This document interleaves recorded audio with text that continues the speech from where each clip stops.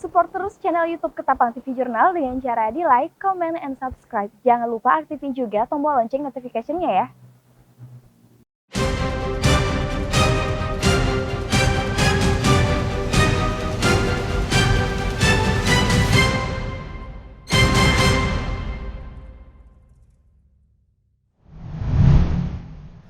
Bupati Ketapang bersama Pangdam 12 Tanjung Pura dan Dandim 1203 Ketapang mengajukan beberapa proyek strategis daerah untuk dijadikan proyek nasional kepada Menteri Koordinator Bidang Perekonomian Republik Indonesia Erlangga Hartarto.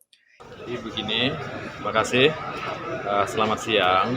Jadi pada tanggal 28 Mei, pada hari Jumat tahun 2022 yang lalu, saya didampingi Bapak Panglima Kodam 12 Tanjung Pura Pontianak, Bapak Mayor Jenderal TNI Sulaiman Agusto, dan juga Bapak Dandim 1203 Ketapang, Bapak Letnan Kolonel Infantri Ali Mustafa.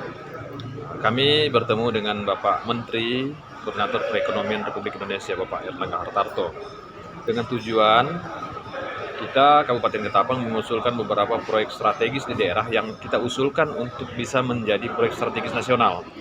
Yang pertama soal food estate, yang kedua soal kawasan potensial cepat tumbuh, yang ketiga soal relokasi bandara, dan yang keempat soal rencana pembangunan pelabuhan peti kemas. Respon dari pemerintah pusat melalui menteri baik, dan kita diberikan jalan bagaimana proyek strategis daerah ini bisa menjadi proyek strategis nasional.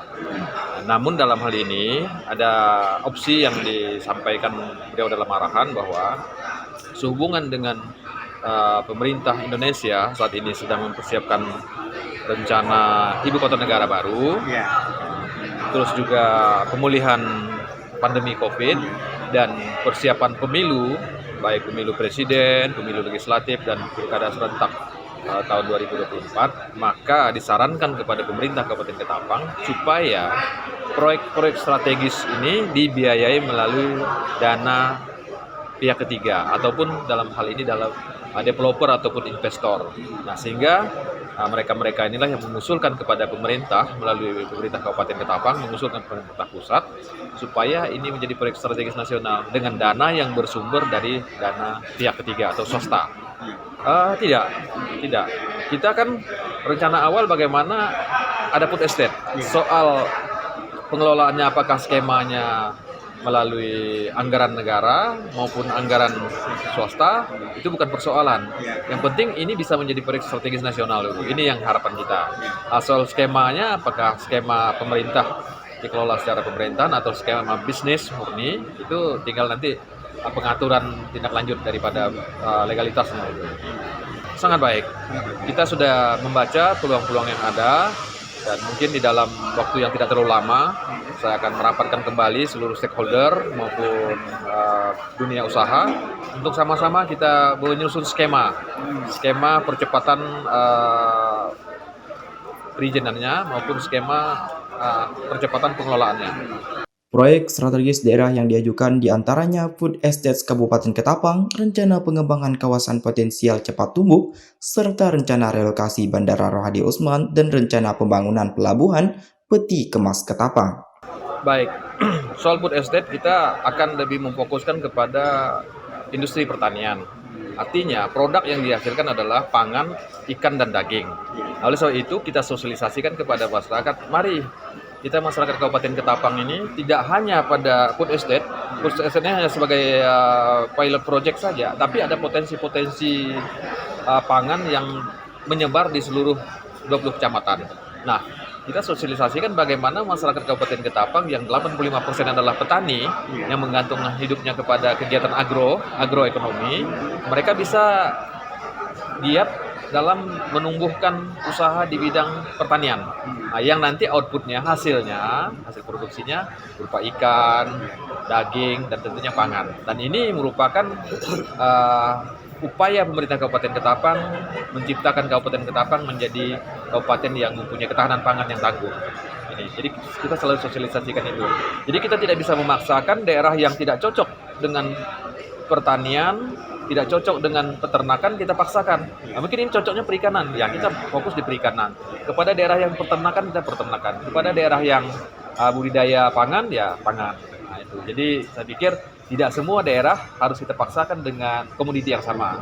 Soal bandara, Bapak Menteri juga menyampaikan supaya bandara ini juga bila mana memungkinkan melalui Departemen Teknis, Departemen Perhubungan mengusulkan kepada pemerintah pusat. Oh, jadi pengusulannya lewat departemen terkait itu teknis. Lain ini Departemen Perhubungan. Nah, soal nanti sumber dananya, apakah dana APBN atau dana swasta, itu tergantung nanti kesepakatan kita dengan para investor yang akan bergabung.